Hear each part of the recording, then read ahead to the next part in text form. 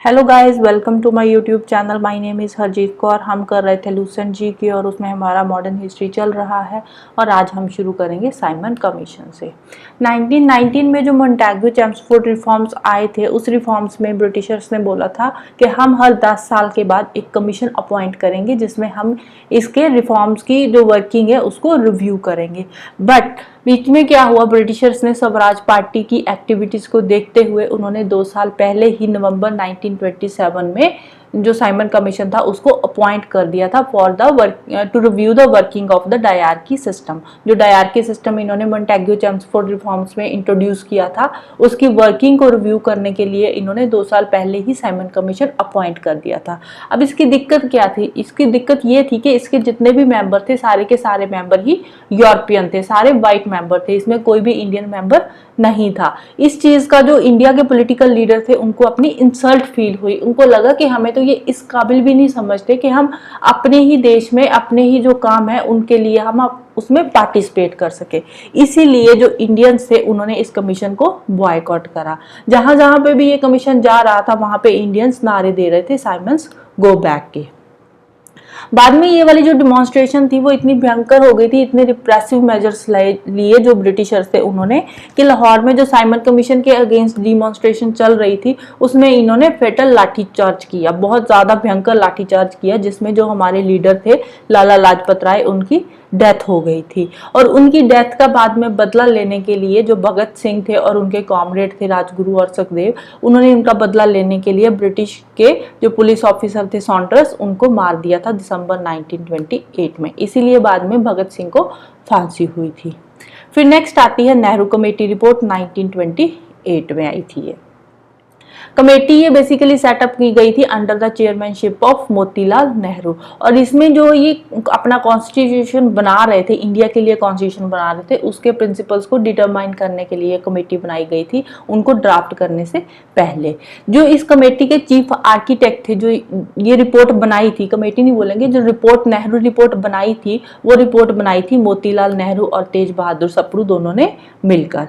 इनकी जो रिकमेंडेशन थी उसमें इन्होंने फिर जो ये नेहरू कमेटी बनाई थी उसमें इन्होंने जितनी भी उसमें रिकमेंडेशंस दी थी उस पर डिबेट की थी। और अल्टीमेट जो इसका गोल था वो ये था कि इंडिया को डोमिनियन स्टेटस दिलवाना और कंप्लीट इंडिपेंडेंस लेना।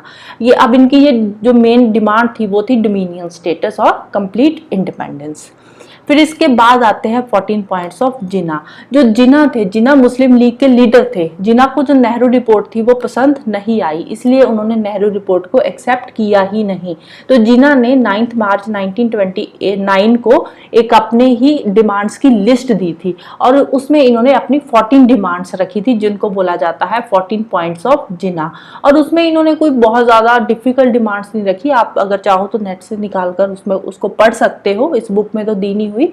बट उसमें इन्होंने अपने बस मुस्लिम्स को रिप्रेजेंटेशन की ही बात करी है। उसमें इन्होंने बोला है कि सेंट्रल लेजिस्लेचर में भी जो मुस्लिम्स हैं उनको प्रॉपर रिप्रेजेंटेशन मिलनी चाहिए और प्रोविंसेस में भी जो मुस्लिम्स हैं उनको प्रॉपर रिप्रेजेंटेशन मिलनी चाहिए। उसमें बस इतनी ही बात करी गई है। उसमें इन्होंने अपने 14 डिमांड्स रखी थी मुस्लिम्स के लिए।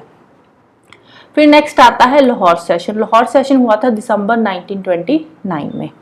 अब दिसंबर 1929 में जो आईएनसी का सेशन हुआ था, जो आईएनसी की मीटिंग हुई थी, एनुअल मीटिंग होती थी ना आईएनसी की हर साल, तो उस जो 1929 में इनकी मीटिंग हुई थी उस टाइम पे इनके प्रेसिडेंट थे जवाहरलाल नेहरू। और वो वाली जो मीटिंग हुई थी उसमें इन्होंने अपना अल्टीमेट गोल रखा था पूर्ण स्वराज। पूर्ण स्वराज मीन्स कंप्लीट इंडिपेंडेंट।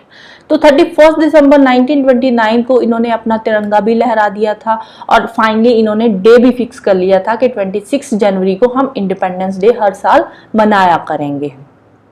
और इन्होंने ये भी बोल दिया कि अब हम और ज्यादा ब्रिटिश रूल के अंडर काम नहीं कर सकते, अब हमें इंडिपेंडेंस चाहिए, अब हम अपनी कंट्री को इंडिपेंडेंट बनाना चाहते हैं, हमें फ्रीडम चाहिए। लाहौर सेशन में इन्होंने ये बात डिक्लेयर करी थी। तो इसके बाद फिर इसी के गोल को कंप्लीट करने के लिए, गोल को अचीव करने के लिए आया था दांडी मार्च और सॉल्ट सत्याग्रह 1930 में। कंप्लीट इंडिपेंडेंस के गोल को अचीव करने के लिए गांधी जी ने लॉन्च करा था एक और civil disobedience movement. Gandhi ji अपने 78 फॉलोअर्स के साथ अपने साबरमती आश्रम से 12 मार्च 1930 को चले थे एक छोटे से विलेज दांडी की तरफ। दांडी में जाकर उन्होंने सॉल्ट लॉ को ब्रेक करा था।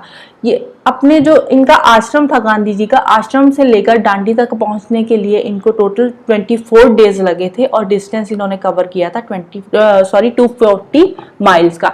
240 माइल्स का डिस्टेंस कवर करके ये फाइनली पहुंचे थे दांडी में। दांडी में समुद्र किनारे जाकर इन्होंने वहां पे सॉल्ट उठाया और जो अंग्रेजों का सॉल्ट लॉ बनाया हुआ था उसको इन्होंने तोड़ दिया। अब इसमें क्या हुआ, जो अंग्रेज थे ना उन्होंने सॉल्ट पे भी टैक्स लगा दिया था। अब सॉल्ट तो बेसिक नेसेसिटी है ना, अगर आप उस पे भी टैक्स लगाओगे वो तो गलत बात है। तो इसीलिए गांधी जी ने ये सॉल्ट सत्याग्रह शुरू करा था। तो वहां पे गांधी जी ने सॉल्ट उठाकर जो अंग्रेजों का बनाया हुआ सॉल्ट लॉ था वो उसको ब्रेक कर दिया, क्योंकि अंग्रेज कहते थे कि कोई भी अब अपना नमक नहीं बनाएगा, जो भी नमक मार्केट में आएगा, बाजार में आएगा, आप वो खरीदोगे और उस पर टैक्स भी दोगे।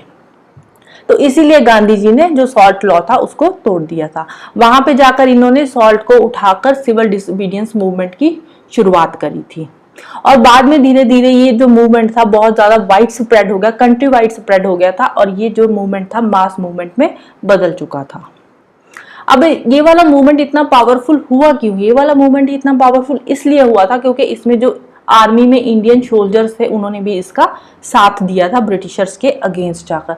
जो पेशावर में गढ़वाल के सोल्जर्स थे उनको ऑर्डर दिए गए थे फायरिंग करने के, बट उन्होंने मना कर दिया था लोगों पे फायरिंग करने के लिए। बाद में 5 मई 1930 को गांधी जी को अरेस्ट कर लिया गया। तो उसके बाद फिर से इन्होंने दोबारा से फॉरेन गुड्स को बॉयकॉट करना शुरू कर दिया। पहले भी इन्होंने एक बार किया था ना फॉरेन गुड्स को बॉयकॉट, यहाँ पे फिर से इन्होंने दोबारा फॉरेन गुड्स को बॉयकॉट करना शुरू कर दिया। तो धीरे धीरे ये वाला जो सिविल डिसोबीडियंस मूवमेंट था ये nationwide civil disobedience movement बन गया था और ये पहला ऐसा मूवमेंट था जिसमें लेडीज ने भी पार्टिसिपेट करा था। और बाद में इस मूवमेंट को दबाने के लिए जो अंग्रेज थे, अंग्रेजों ने बहुत ही रिप्रेसिव मेजर्स लिए, मास अरेस्ट करना शुरू कर दिया, लोगों को अरेस्ट करना शुरू कर दिया, लाठी चार्ज किया लोगों पे, पुलिस फायरिंग शुरू कर दी और इस टाइम पे लगभग 1 लाख लोगों को पुलिस ने जेल में भेज दिया था। Right, so this is all about today. Next हम शुरू करेंगे फर्स्ट राउंड टेबल कॉन्फ्रेंस से, क्योंकि जब ये मूवमेंट हुआ था उसके बाद मूवमेंट खत्म किया तो उसके बाद अंग्रेजों ने फर्स्ट राउंड टेबल कॉन्फ्रेंस बुलाई थी जिसमें गांधी जी नहीं गए थे। फिर गांधी इरविन पैक्ट हुआ था, उसके बाद सेकंड राउंड टेबल कॉन्फ्रेंस हुई थी। वो जो कॉन्फ्रेंस हुई थी उसमें गांधी जी ने पार्टिसिपेट करा था और इन सब चीजों को हम कल पढ़ेंगे डिटेल में। तो जाने से पहले वीडियो को लाइक कर देना, शेयर कर देना और चैनल को सब्सक्राइब कर लेना। Thank you, bye bye and have a nice day.